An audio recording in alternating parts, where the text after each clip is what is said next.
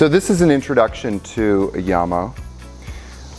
I'm just going to start off by saying that there's a lot of erroneous perceptions in the yoga world.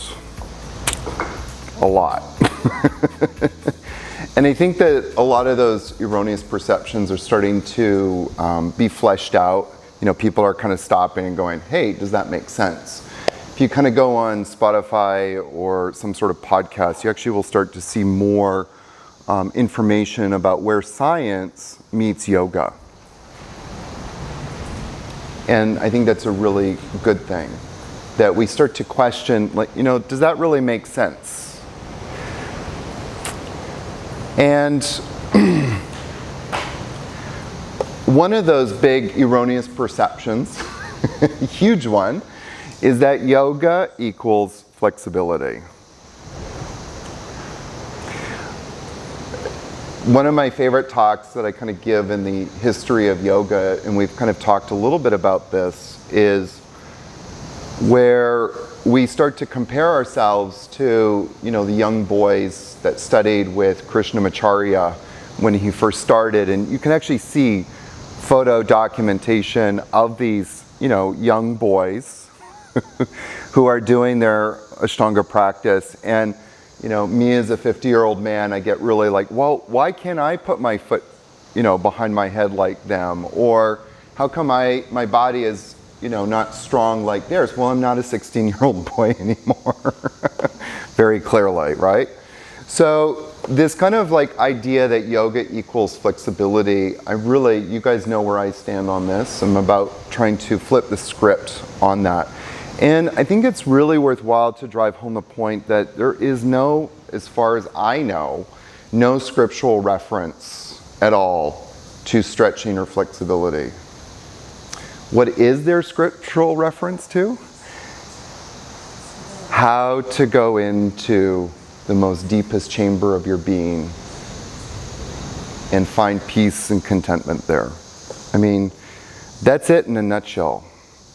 And you know, this whole idea of flexibility and stretching, if you talk to people like that work out in the world, they will often say things like, you know, I'm doing my weights to get stronger and I go to yoga to become more flexible. And so somehow this kind of like equation of yoga and flexibility keeps getting more and more reinforced. And one of the things I think that reinforces this erroneous perception,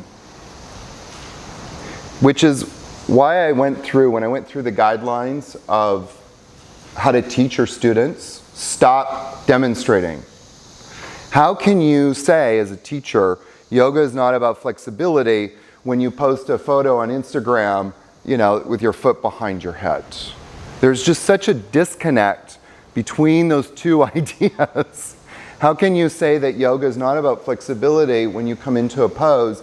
Oh, don't worry, just go as far as you can go, and then you bring your chest down to your thighs.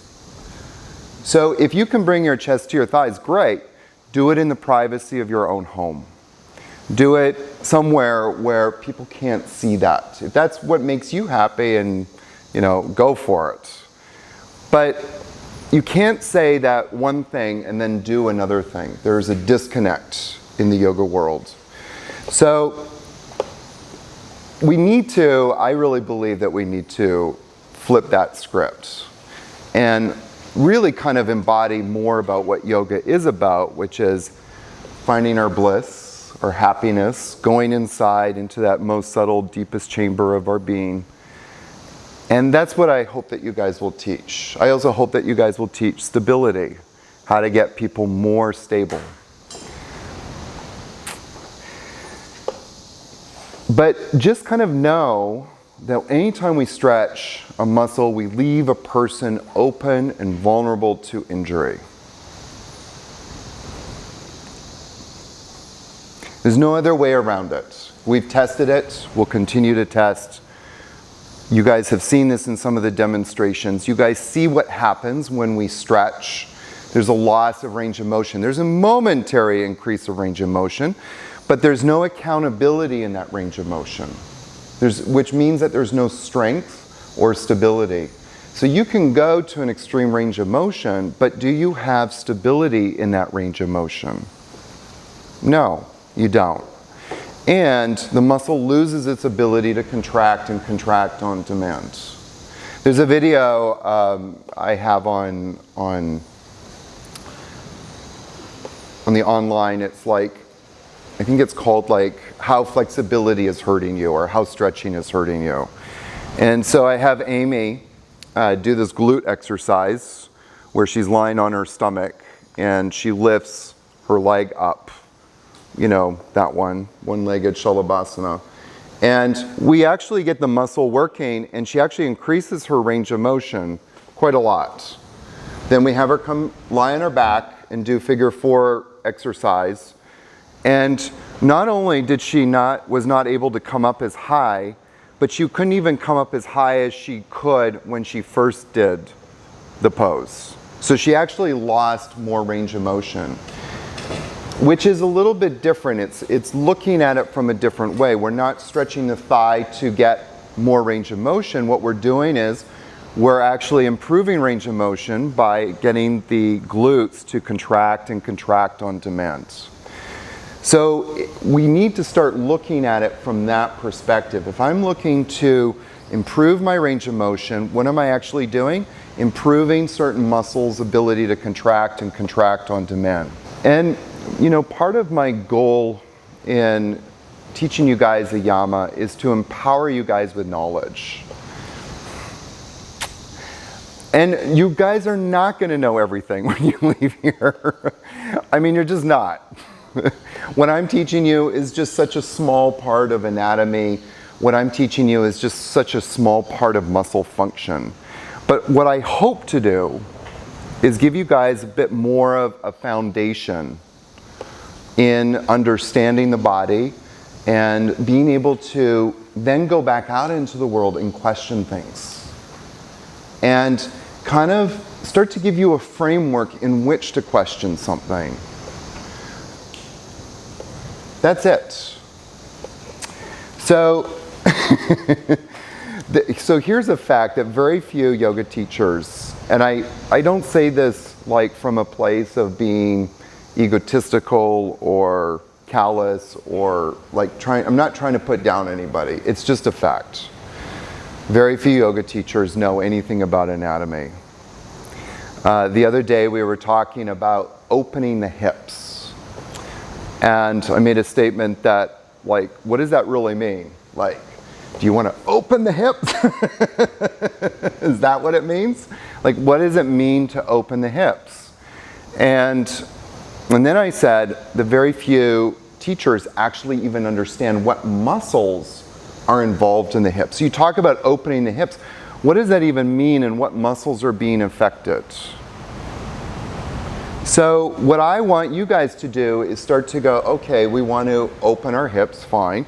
What muscles are involved here? What does it mean? What do I mean when I say open the hips? Do you want people to just walk through life with these like gaping open hips? Or do you want people to walk through life with more stability, more strength? The more open your hips are, it's interesting. I was just talking to messaging on social media, this guy and who follows me, and I just asked him, I said, have you listened to the podcast? And then he said no, and then I sent him the link and he listened to the first episode. I said, tell me what you think, and he came back and he said, oh, it's really interesting, and then proceeded to give me a list of things that he was dealing with, injuries.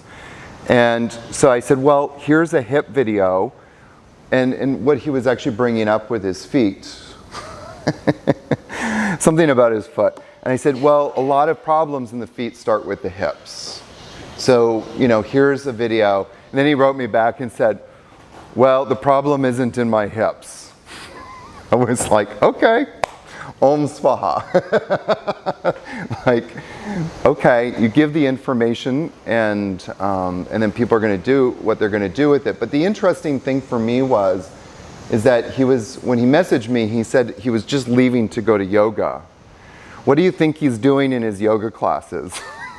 Opening his hips, which is leaving him to become more vulnerable and open to injury which is going to exacerbate any kind of issues going up or going down. Probably, maybe. I'm willing to be wrong. I've been wrong many times before.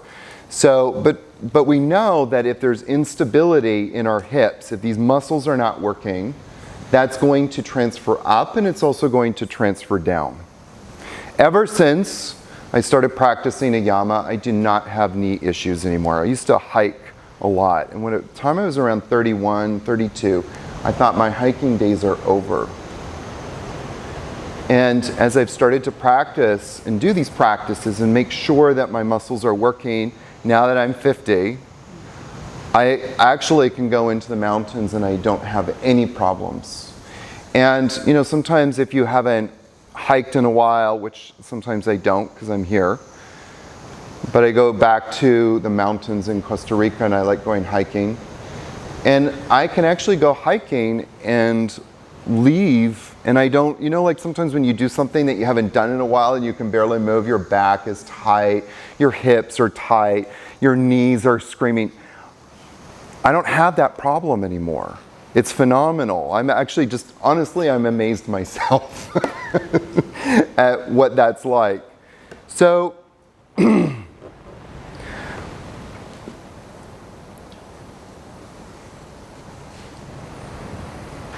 one of the things that I really want to kind of drive home this point with you guys is the stretching paradigm.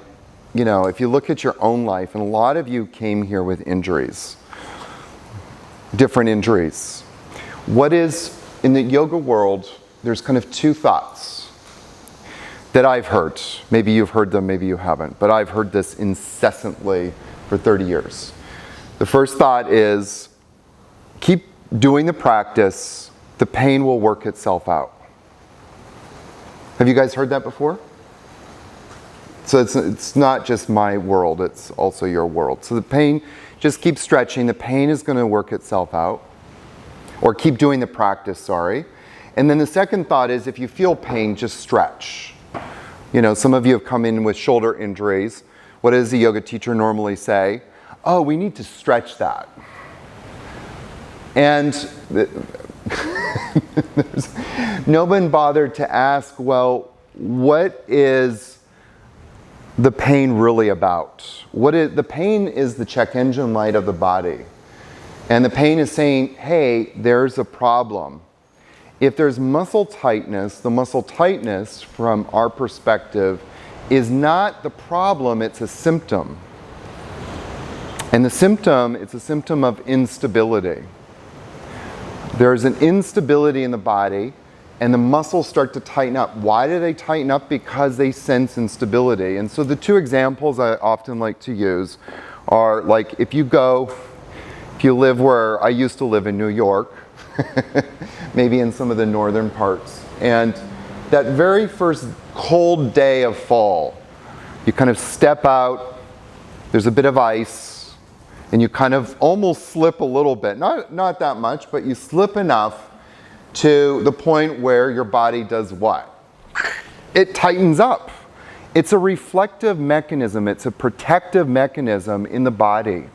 Now, if that doesn't drive home the point to you, my other good example that I've started to use these days is you're in the grocery store, in the vegetable section, you're looking at that beautiful tomato you're gonna buy, and all of a sudden, a stranger walks up behind you and wraps their arms around you. You have no idea who it is. What do? You tighten up. And then maybe punch him in the face. But what does that stranger do to you? Or what does he say to you that you don't know? Just relax. Just relax. That's what we're kind of doing in yoga. Your muscles are tightening up. They're saying, hey, I don't want to relax. I don't feel safe. I don't feel safe. It's phenomenal to me that when I have people come, we saw this, a few examples of this. Some of you guys were dealing with issues. We took a look at those issues. We saw, okay, maybe the weakness is coming here. The body senses weakness, it's going to tighten up. It senses weakness, it feels unstable. other muscles are going to start tightening up. And we saw that. We looked at a few examples. We're able to actually reduce the pain immediately, because once the other muscles started doing their job, the inflammatory process actually stopped like right away. And the pain went away. Does it go away all the time? Maybe not. Maybe it takes a few times, maybe it takes a few sessions. But more often than not, when I say more often than not, my experience of like 90 to 95% of the time, people start to feel better pretty quickly.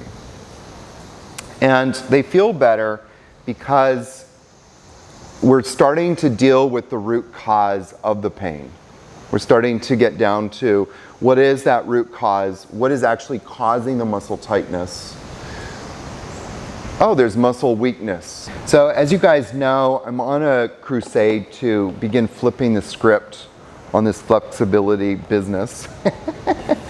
And as I just kind of mentioned, I want to give you guys two things. Or my intention in teaching you is twofold. One, I want to empower you guys with knowledge so that you can improve your personal practice. That's first and foremost. You guys are no use to the world if you're suffering in pain, because all your attention is going to your pain.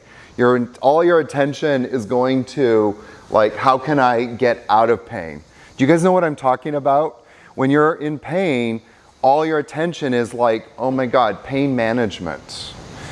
I mean, there's been a few times in my life when I've been in such debilitating pain, I have to stay in bed, I have to lie down. I can't do anything. And so when I say you're of no use, I didn't mean that in a derogatory way. I meant it like in a very practical way, because you're not out living your best life. You're not out manifesting and living your life purpose. Your purpose is solo. How can I get out of pain? How can I manage this? And so I want you guys to feel stronger and more stable so that you're not consumed with this kind of like part of your mind that's going to deal with this all the time. So that's part of it. And I also want to increase your knowledge. So I know that some of you are doing this program are not like going to teach, and that's fine. Some of you are just here to work on yourselves, to increase your knowledge, and that's great. Work on increasing your knowledge. Work on so that when you guys go on YouTube and watch a video, you know, oh, Aaron talked about the psoas. There's this video on psoas. What is it saying? That maybe you guys can start to listen to it with a new kind of mindset, with a new frame of reference. That you can kind of go, oh, what this guy says makes a little bit of sense, but oh, maybe not. Or maybe you'll listen to it and go, you know what, this guy's just talking out of his ass. Which, by the way, happens a lot on YouTube. You know, like you'll see title, expert advice on psoas. And then you go and watch it and you're like, huh, that's interesting. Does that make sense? And so that's, I mean, I want you guys, as Arjuna, or Krishna said to Arjuna, sharpen your sword of discrimination. That's what I'm really trying to do. You guys are not going to leave here again with all the knowledge of life. I'm sorry. Karina and I did our best, but you're just not going to have all the knowledge of life. And part of that is because you guys need to go back out into the world and do your experiments. Keep studying. Go back and watch the videos again in a year's time. Start going through some of the worksheets again. See if you see things from a different perspective with gained knowledge. Okay? Yesterday, we were doing something and I said, I wonder what would happen. We checked somebody's range of motion in their neck. And what did we do? We didn't do anything except do a twist and activate the muscles in our core. We activated the trunk rotators. What happened to the neck? Started increasing. I never did that before. I just did it live with you guys yesterday. And so we start to experiment. What happens if we start to do something different? So that's kind of a big part of it. But you also can test, you know, and you start to test things by like using that example in this video, that we start to test something. We start to test something like if we're doing this exercise. Okay, so everybody says I should stretch my hips. Okay, that's what everybody says I should do. So let's start to activate the hips and see what would happen. So we conduct an experiment. We do that experiment. We get the muscle working, and then you come back and do the stretch. What happens? This is a big light bulb that went off in my brain about 2 years ago, and this is something I constantly do now with new students, is we do this exercise. You guys bring your legs out. And we do that muscle activation to see if we can improve it. We do that 6 seconds, 6 times. And then we straighten the legs out. Oh my God, I'm stronger. The muscles turned on. And then we do Apanasana. And then we come back and do the test again. All of a sudden, 95% of the time, the students always tell me the legs feel heavier. There's more stress in their lower back. Well, that's how you get knowledge, is you conduct experiments. So when you guys leave here, like, think about starting to conduct your own experiments. And then conduct experiments with students. You guys didn't know you're my guinea pigs. But you conduct experiments on yourself, test it. Yesterday we did a neck practice. And a lot of you had some very dramatic results. I think one of them was, one of you were like, oh my God, my arm has full range of motion now. Isn't that amazing? Just from doing a neck practice, all we're doing is starting to, from our perspective, how can we get muscles to work more efficiently? And also, just to kind of just add on to that, how do we also increase the muscle's tolerance level to stress? How do we improve a muscle's tolerance level to stress? And what that sort of means is, yeah, I can go and hike, but how many kilometers can I hike for before my body starts to break down? Or if I'm sitting in cross-legged pose right now, which isn't necessarily the best thing for my hip flexors. But maybe when I stand up, maybe my tolerance level for my muscles, specifically the hip flexors, their tolerance to dealing with stress, the stress of sitting cross-legged, is actually so good that when I stand up, they just start turning back on again. That's what I want for you guys. So that when, as I often joke, I led this yoga teacher training one time. It's like back in 2013. And one day, it was close to the very end of the retreat, sorry, the teacher training, and I went and demonstrated crow pose. And I think it was side crow, side crow? And I came out of it and I was like, oh Lord, in the back of my mind. I could feel something wasn't right, but no, I kind of feel okay. Next morning, remember this is like, I think it was like the last morning of the teacher training. It's in my shower.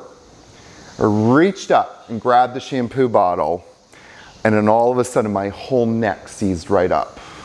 Right down into like right around T12.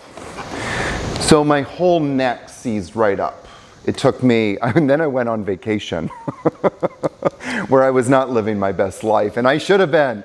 I actually flew into Barcelona. I was in so much pain. And then went on this transatlantic cruise, which was like a life dream, but I was dealing with this, pain. And so we need to start asking ourselves, how can I start preparing my body? How can I increase that stress tolerance level so that when I do reach up for the shampoo bottle, which was sort of a stress, that I'm not going to throw out something in my body. And then the second thing is, as yoga teachers, I want to give you guys more, for those of you who are teaching yoga, more tools in your toolkit on how to create more stability with people. You know, we've talked about the scriptural reference to the importance of stability. Without stability, you have nothing in this world. It's a big statement, but it's just true. And there's kind of two thoughts or a few thoughts that we could unpack in that statement, but my teacher, Panditji, always says, a confused mind is not fit for the practice of yoga. A confused mind is not fit for the practice of yoga, and so we need to get stable to create that space for the light of consciousness to awaken. And physiologically, we need to get stable and strong so that we can go out and live our best life. Do the things that you love to do. Do the things that feed your heart and soul. And instead of like spending your life lying on your bed in pain. That's not a fun thing to do. So my goal for you guys is to go out and create more stability. And part of this idea of stability, and I really want to kind of hope to drive this point home to you, because some of you have asked me, well, what if we teach some stretching postures, and what if we do this posture, what if we do that? Ask yourself, how am I creating stability at the beginning of my classes? How do I maintain some sense of stability throughout my class? But most importantly, how can I create more stability before they leave? So that when your students are leaving, they're not going to injure themselves. You know, they're not going to leave your class, go for a walk on the beach, and then have problems. Some of you said that to me, like the very first few days that you were here in training, that you would go for a walk on the beach and then you could kind of feel something wasn't balanced. And then we started to address that and talk about it, and then over time you guys have just gotten stronger and stronger. So that's one thing to kind of think about. How do you have your students leave so that they're stronger and more stable? So as I've mentioned already, we're just covering a very small part of anatomy. Don't leave here and think, I know everything about anatomy. Please have some humility. It's going to take you just a year probably to absorb this information. It's going to take you another year or two to start starting to expand that, and then probably another 10 more years if you keep on this journey. So it's like your beginning is just starting. Don't feel like, oh my God, I have to know everything. There's a wonderful invention in the world called Google machine. And you can Google stuff. We've talked about, for example, this idea of agonist and antagonist. I don't know all the agonist and antagonist muscles. Somebody asked me a question yesterday and I didn't know. But I can go on Google and then I can conduct experiments because I have knowledge now. And with those experiments, I can start to understand more. One of the, few years ago, my neck really went out. Like, really went out, bad. That was kind of a huge wake-up call for me on so many levels. And that was, by the way, what birthed all of the neck PT stuff that I now teach. But one of them, because my neck went out, my trapezius, my upper trapezius locked up. I mean, you want to talk about rock hard trapezius, upper traps. So I went on Google and I started researching it and started looking at what are the synergistic and then antagonist agonist muscles. Well, that was when I learned lower traps. Oh, what will happen if my lower traps are more engaged? Oh, my upper traps started to relax more. Interesting. Remember, muscle tightness, the upper traps in this case, were locking up because the brain was sending a message to those muscles. Contract, contract, contract, contract. Contract. We don't feel safe here. We don't feel stable. Contract, contract. Because the other muscles were not doing their job. So you guys, what I hope to do is to instill in you guys like this yearning, this passion. Go and do some research. Use the tools that are out in the world. You have the foundation. You don't know everything. You have a good foundation after this training. But you only have, that foundation only works if you guys use it. Knowledge is only powerful when you use it. So use it. Please use it.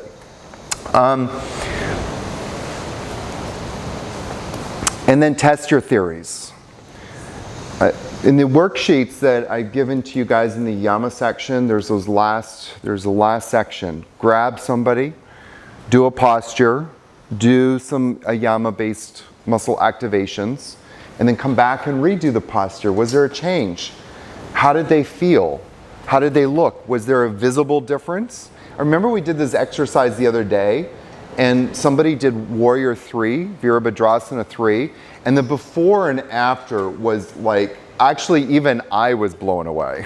I was like, wow, this stuff really works when we use it. But do as many experiments as you can. Today, as we go into what we're going to be teaching today, go and practice it on as many people as possible. That's how you guys get good. You start to see things. You start to see different things in different people, and that's practicing it on different people. You can even practice it on your dog. Down dog destiny. That you start to see these differences, and it will just give you more information, and you'll just get to the point where you can look at somebody's body and go, oh, that's what's going on, because I can see this. And that'll come through practice.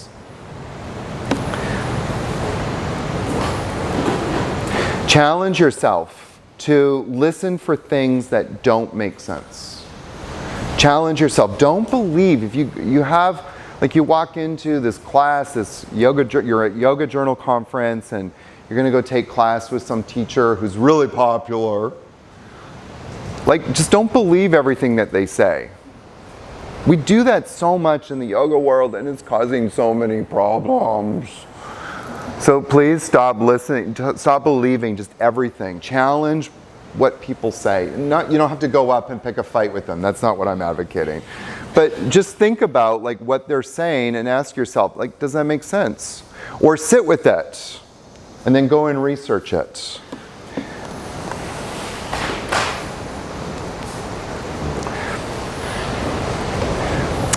The last thing I kind of want to just say here is I don't want you guys leaving this course arrogant. Like, my mission is to flip the script. But I don't go and pick fights with people about it. My doctor says, you really should do more yoga to stretch. Okay, Om Swaha. Thank you.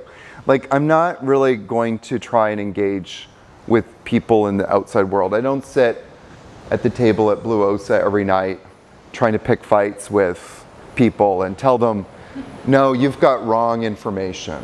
Like, what I want you guys to do is work on yourselves first. Work on yourselves getting stronger and stable. Maybe if you have family, in your own house, hey guys, let's try some muscle activation techniques. People don't need to know the whole history. However, if you do find somebody that says something and you say, hey, I've been listening to this podcast called Stop Stretching. It's a New York Times best podcast ever. And maybe you might find this useful, but that's it. Like, just don't go out looking for fights with people. And even with your own students, when you guys go home, like, just teach from a place of, we're looking to get more stable. I want you to be stronger.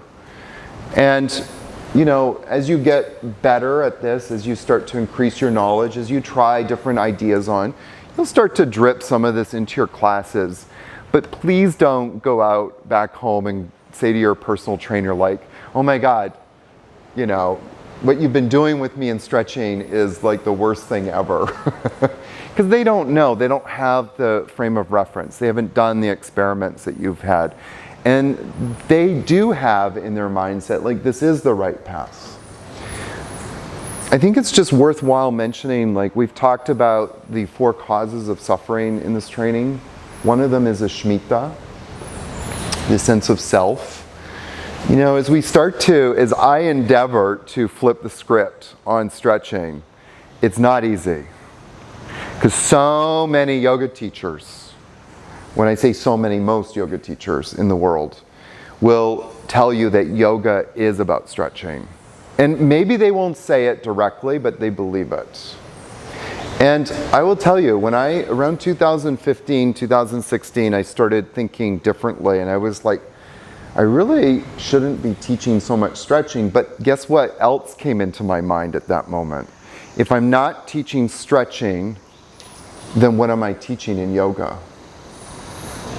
It's a very hard leap for a lot of people to make, and it took me many more years before I made that final leap, before I finally said, I am not teaching stretching anymore in yoga, because I just see what it does.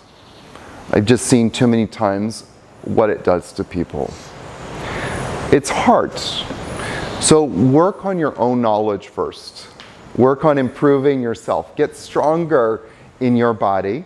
And then if you're going to be a teacher, then teach other people how to get stronger as well. That's a very important message that I really just want to leave with you guys, is become better teachers with this knowledge in your yoga classes. And also become a better practitioner, so that you can start to notice also, like, hey, I'm repeating the same practice over and over. You know, I've got this pain here and I'm stretching and stretching. Every single day the pain comes back. Try to pay attention to that. If we're repeating the same thing over and over and over and it's not working, isn't that like the definition of insanity? So pay attention to that with yourself. Like, if I'm doing the same thing over and it's not helping, maybe that's something to think about.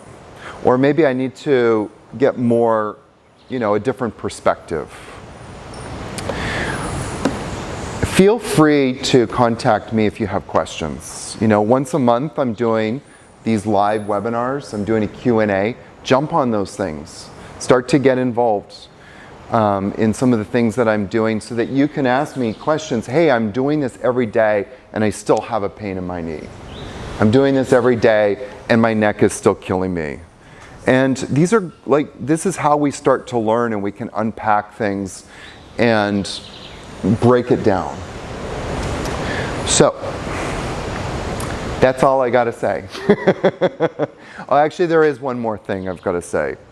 So when you guys leave here, again, and I kind of said this a little bit, but I really want to enunciate it.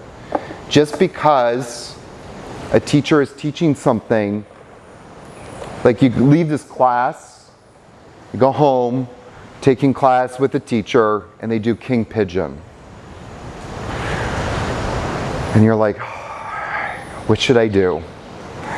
You have to make a decision, but just know that if you decide to do king pigeon, you might be leaving yourself open and vulnerable to injury.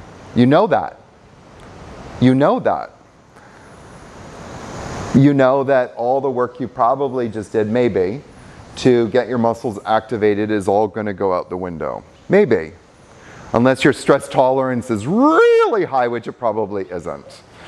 So unless your stress tolerance is really high, probably you're going to create some instability. Do you know that I never really practiced pigeon that much. I did a lot in my early 20s to help myself with back pain. Did it help my back pain? Did it make my back pain worse? Yes. So there was a moment when I actually stopped practicing pigeon or king pigeon. And I remember one day I went in, took this class, and I practiced pigeon, and then we went into king pigeon. And about 2 or 3 days later, maybe it was 2 days, I went and took an Ashtanga class with a friend of mine. And it was at this, I think it was at Equinox or something. And we went up, we inhaled, bring the arms, reach up. It was sun salutation A. Exhale, fold forward. We hadn't even started the class. I got my hands to my feet, and my whole back went out. And I literally had to drop to the floor, because I had no stability in my hip flexors, and I had no stability in my trunk and spine. My trunk flexors and my trunk stabilizers. So if you're going to go do a class with somebody and they're teaching stretching, you don't have to do it. You just say, hey, I'm not going to do it. But feel strong in the knowledge that you've got. And test the knowledge on your own. Test the knowledge in your apartment. See what happens. If you don't believe me, do some of these muscle activations. Notice where you're strong. Go and stretch. Go and do king pigeon. And then go back and test. And then you'll have knowledge of what happens. I have knowledge because I've done it enough to myself. I've also seen what happens with my students. I think I was telling you guys about Ginger, my friend Ginger. She was here, and there was like all these yin girls. I called them the yin girls. And they went, and she was strong. Then she went and did pigeon pose for 5 minutes each side. Went back the next morning and worked in the kitchen, and her whole back went out. And it took me a few days to fix her because, you know, she was 65, big woman. And then she also has a life of stress, trauma, and overuse. So we had to address those things, but we did get her stronger, and then she swore she would never do pigeon again. She felt it. She knew it in her body. She could feel the instability. So please give yourself permission when you go to a class. You don't have to be adjusted, and you don't have to stretch. Okay, so try to see where you can start to take classes with other people. Have a conversation with the teacher. Just tell them where you're at. I don't stretch anymore. I don't do child's pose, and I don't stretch. I did that with my teacher, Jenny, when she came here. I said, Jenny, you might have heard I'm practicing a little differently these. Oh, I know, Aaron. You can I'm just so happy you're here. You can do your own adjustments, your own, modifications.